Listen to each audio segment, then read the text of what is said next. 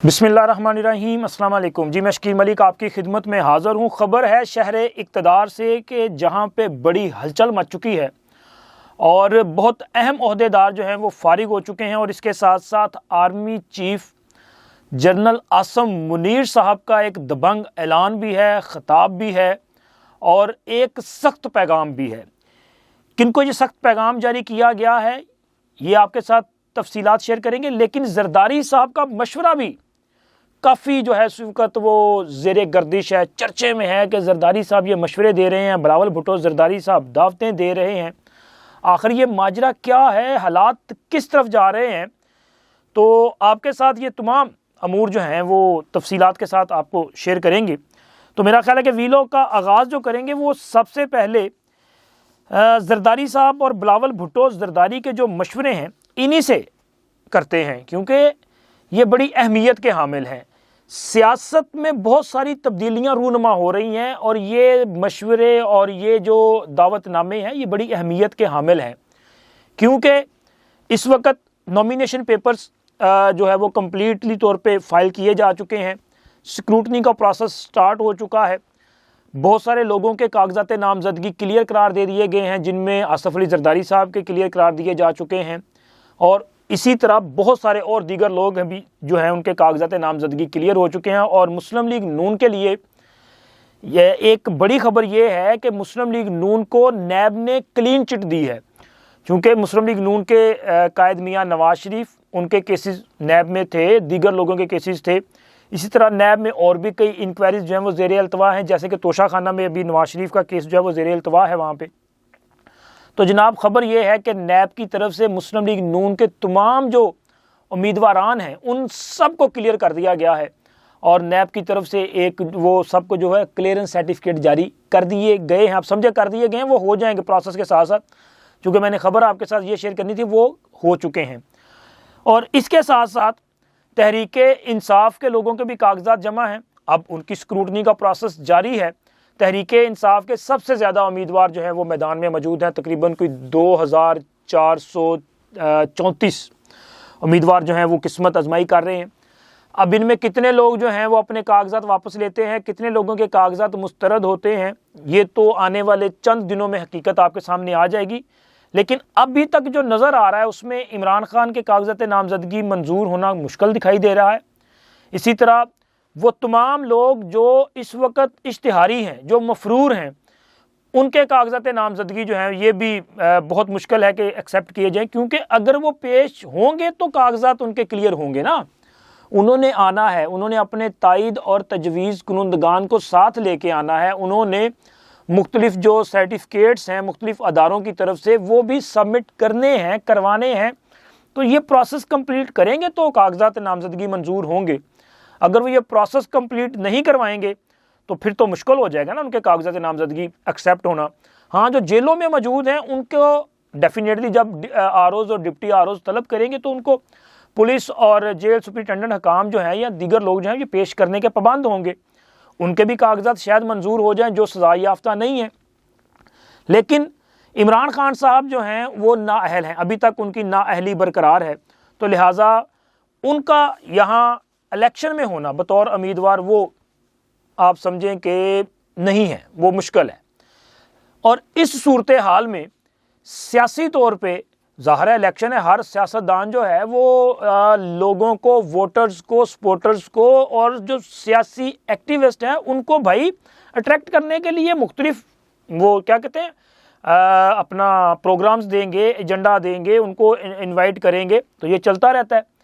एक तो फैसल करीम कुंडी साहब, मैंने आपको बार बार बता रहा हूँ कि वो तो अब खुल के आ गए ना, उन्होंने तो दावत दे दी तहरीक इंसाफ को और उन्होंने ये भी बता दिया कि वो क्यों दावत दे रहे हैं। उन्होंने कहा जी हमारा दुश्मन, सियासी दुश्मन की बात कर रहा हूँ, हमारा मुखालफ दुश्मन छोड़े, मुखालफ हमारा मुखालफ एक है, तो लिहाजा हम मिलकर इलेक्शन लड़ते हैं। उन्होंने दावत दी और अब बिलावल भुट्टो जरदारी साहब दावत दे रहे हैं, वो पॉलिटिकल वर्कर्स को दावत दे रहे हैं। वो कह रहे हैं हम तमाम पॉलिटिकल बुनियादी तौर पे है तो तहरीक इंसाफ ही ना, तो वो तहरीक इंसाफ के वर्कर्स को दावत दे रहे हैं कि आएँ आप हमारे साथ मिलकर सियासी जद्दोजहद का हिस्सा बने। क्योंकि बात वही है कि ज़ाहिर है जी हमारा जो सियासी मुखालफ है वो एक ही है। वो कौन है? وہ نون لیگ ہے، وہ میاں نواز شریف ہے، ظاہر سیاسی ایجنڈا دونوں کا مختلف ہے، تو یہ بھی تحریک انصاف کے کارکنان کو ایک سیاسی پناہ دینے کی بات کر رہے ہیں، ان کو اٹریکٹ کر رہے ہیں، ان کو کہہ رہے ہیں آ جائیں ہمارے ساتھ آئیں، نواز شریف کے ساتھ آپ کا بھی سیاسی اختلاف ہے، ہمارا بھی اختلاف ہے، تو آئیں مل کے ان کے ساتھ جو ہے وہ فائٹ کرتے ہیں۔ یہ وہ دعوت دے کے ایک ظاہر ہے، تو ان کو یہ بھی نظر آ رہا ہے کہ تحریک انصاف کے جو کارکنان ہیں وہ بھی اس وقت ذہنی طور پہ کافی منتشر ہوں گے کہ یار ہم نے کرنا کیا ہے، کس کے پیچھے جانا ہے، ایجنڈا کیا ہے، پالیسی کیا ہے، لیڈ کون کرے گا، ویژن کیا ہے، بیانیہ کیا ہے، کچھ پتہ تو نہیں چل رہا۔ تو اس تذبذب کی صورتحال میں ان کے لیے بلاول بھٹو زرداری جو ہے وہ دانہ ڈالنے کی کوشش کر رہے ہیں کہ آئیں جی ہمارے ساتھ مل کے کریں۔ اور جناب آصف علی زرداری صاحب وہ بھی کہتے ہیں جی تحریک انصاف کو محنت کرنی پڑے گی۔ اس سے پہلے جب ان کو چانس ملا وہ تو چانس دیا گیا، دلوایا گیا، وہ بغیر محنت کے ان کو وہ ساری چیزیں ملی تھی۔ اب اگر انہوں نے سیاست کرنی ہے تو ان کو محنت کرنی پڑے گی، اور محنت کریں ان کو اس کا پھل مل جائے گا۔ اب زرداری صاحب بھی دوسرے لفظوں میں وہی بات کر رہے ہیں کہ محنت کریں، تو وہ کیسے کریں گے؟ تحریک انصاف جو ہے وہ تو آج کے دن تک بغیر سربراہ کے پولیٹیکل پارٹی ہے، اور بغیر سربراہ کے پولیٹیکل پارٹی کی الیکشن میں کیا حیثیت ہوگی بھائی؟ یہ تو عجیب سی سچویشن ہوگی نا کہ پارٹی ہیڈ بھی موجود نہیں ہے، انتخابی نشان کا کوئی پتہ نہیں ہے، امیدواران کا پتہ نہیں ہے، تو کیسے کس کو ووٹ کریں گے؟ کون سا بندہ ہے جو تحریک انصاف کا ہوگا؟ یہ کسی کو پتہ نہیں چلے گا۔ تو وہ کہہ رہے ہیں کہ ہاں وہاں پہ محنت کریں نا کہ آپ کا ٹارگٹ تو سیٹ ہو نا۔ تو ٹارگٹ تو پھر یہ ہے کہ زرداری صاحب کہہ رہے ہیں کہ آئیں، بلاول صاحب کہہ رہی ہیں آئیں ہمارے ساتھ مل کے سٹرگل کریں، ہمارا چونکہ مخالف سیم ہے تو مل کے جناب ان کا مقابلہ کرتے ہیں۔ تو زرداری صاحب کے یہ مشورے جو ہیں یہ بڑے سمجھنے کے لیے ہیں، چونکہ زرداری صاحب ڈرائنگ روم کی سیاست کے بادشاہ ہیں، اور انہوں نے دیکھا نا وہ کس طریقے سے تحریک انصاف کے کارکنان کو گھیرنے کی کوشش کر رہے ہیں، اور انہوں نے ایک ماحول جو ہے بنانا شروع کر دیا ہے کہ جی شاید آنے والی حکومت ہماری ہوگی، لیکن اصل مقابلہ تو پنجاب میں ہونا، اور پنجاب میں پیپلز پارٹی ہمیں اس طرح سے نظر نہیں آتی۔ بلاول بھٹو زرداری صاحب نے لاہور کا انتخاب ضرور کیا الیکشن لڑنے کے لیے، اور لاہور جو ہے وہ سب سے اہمیت کا حامل شہر بن چکا ہے۔ اس کی وجہ یہ ہے کہ تمام جو 3 بڑی پولیٹیکل پارٹیز ہیں اس وقت تک ابھی تک ان تینوں جماعتوں کے سربراہان لاہور میں بطور امیدوار موجود ہیں، یعنی کہ عمران خان کے بھی کاغذات نامزدگی لاہور سے جمع ہیں، میاں نواز شریف کے بھی جمع ہیں، اور میاں نواز شریف ظاہر پارٹی کے قائد ہیں، اور جو پارٹی کے صدر ہیں شہباز صاحب وہ، اور اس کے علاوہ جناب بلاول بھٹو زرداری صاحب بھی لاہور میں موجود ہیں۔ تو اس کا مطلب ہے کہ تینوں بڑی پولیٹیکل پارٹیز کی جو مین لیڈرشپ ہے وہ لاہور میں بطور امیدوار موجود ہے۔ تو اس وجہ سے لاہور کی اہمیت جو ہے وہ زیادہ بڑھ گئی ہے، لیکن خالی لاہور نہیں، آپ کو پورے پنجاب میں پرفارم کرنا پڑے گا۔ دیکھیں جی آپ کوئی اس کو اچھا سمجھے یا برا سمجھے، لیکن حقیقت یہی ہے کہ اگر آپ نے وفاق میں حکومت قائم کرنی ہے تو آپ کو پنجاب سے جو ہے وہ اکثریت حاصل کرنی پڑے گی۔ پنجاب کی 140 یا 45 جو نشستیں ہیں ان میں سے جو میجورٹی لے گا اس کے چانسز زیادہ ہوں گے۔ اب اگر زرداری صاحب سندھ سے سوچیں کہ جی میری سیٹیں زیادہ ہیں تو ان کو بلوچستان خیبر پختونخوا سے بھی اسی طرح زیادہ نشستیں حاصل کرنی پڑیں گی، لیکن پھر بھی حکومت بنانے کے لیے ان کو پنجاب سے سیٹیں درکار ہوں گی۔ تو یہاں پہ پیپلز پارٹی وہ سچویشن نہیں ہے جو مسلم لیگ نون یا تحریک انصاف کی ہے۔ تو آصف علی زرداری صاحب اور بلاول بھٹو زرداری صاحب بیسیکلی بنیادی طور پہ جو سیاست کر رہے ہیں وہ یہی کر رہے ہیں کہ تحریک انصاف کا ووٹر جو ہے اس کو نواز شریف کے خلاف استعمال کریں اور اپنے حق میں استعمال کریں۔ تو یہ گیم وہ لے کے چل رہے ہیں۔ اب دیکھیں اس میں وہ کس حد تک کامیاب ہوتے ہیں۔ اور اس کے ساتھ ساتھ جناب شہر اقتدار میں بھی ہلچل مچی ہوئی ہے، کیونکہ اس وقت جو مرکز و محور ہے وہ اسلام آباد ہے۔ اسلام آباد میں سپریم کورٹ اسلام آباد میں ہے، فیصلہ کرنے والی جو تمام فورسز طاقتور لوگ جو ہیں وہ اسلام آباد میں ہیں۔ چیف الیکشن کمشنر صاحب، الیکشن کمیشن کا آفس اسلام آباد میں جو اس وقت سب سے اہمیت کا حامل ادارہ ہے وہ اسلام آباد میں ہے، اور الیکشن کا آپ کو پتہ پروسیس سٹارٹ ہے۔ تو جناب اب اسلام آباد میں ہلچل مچ چکی ہے، 3 بڑے افسران جو ہیں ان کو عہدوں سے ہٹا دیا گیا ہے۔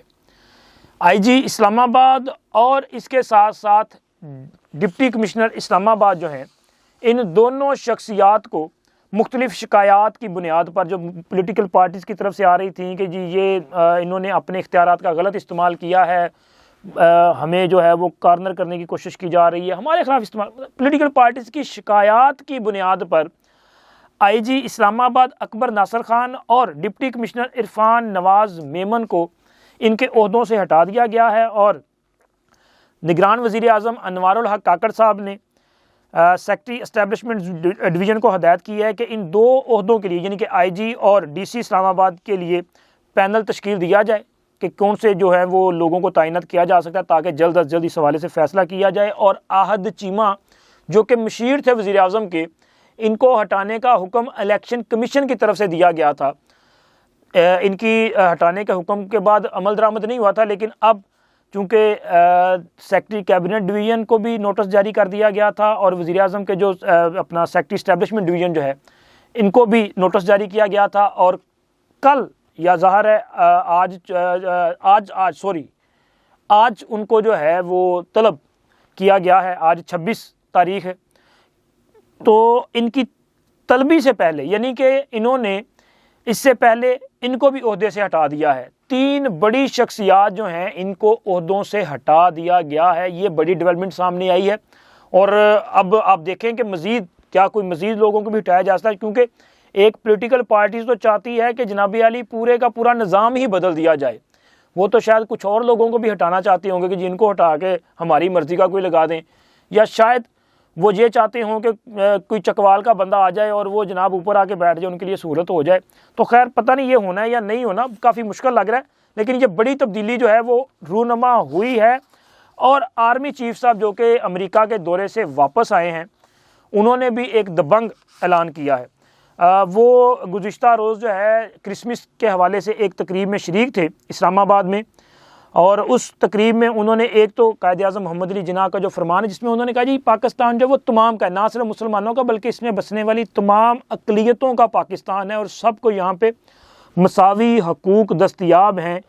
تو انہوں نے ایک تو قائد اعظم کی اس بات کا اعادہ بھی کیا اور اپنے خطاب میں اس کا اظہار بھی کیا، لیکن اس کے ساتھ ساتھ ایک بڑی اہم بات انہوں نے کی، انہوں نے کہا کہ جناب جو ہمارا دشمن ہے نا، پاکستان کا جو دشمن ہے وہ ہمیں مذہبی، نسلی اور سیاسی کمزوریوں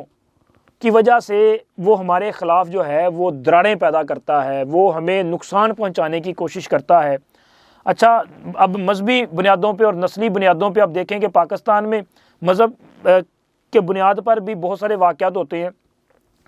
ابھی یہ جو جڑاں کا واقعہ تھا اس کو بھی مذہبی رنگ دیا گیا، اور ہوتا اسی طرح ہی ہے، نہیں ہونا چاہیے،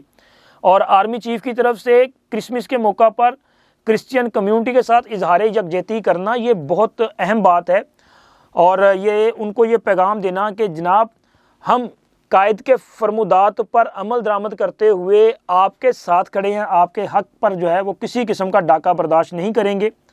اور اس کے ساتھ ساتھ یہ بھی ضروری ہے، یہ جو نسلی فسادات ہیں نا ان کو بھی رکنا بڑا ضروری ہے، لیکن سیاسی جو بات کی جا رہی ہے،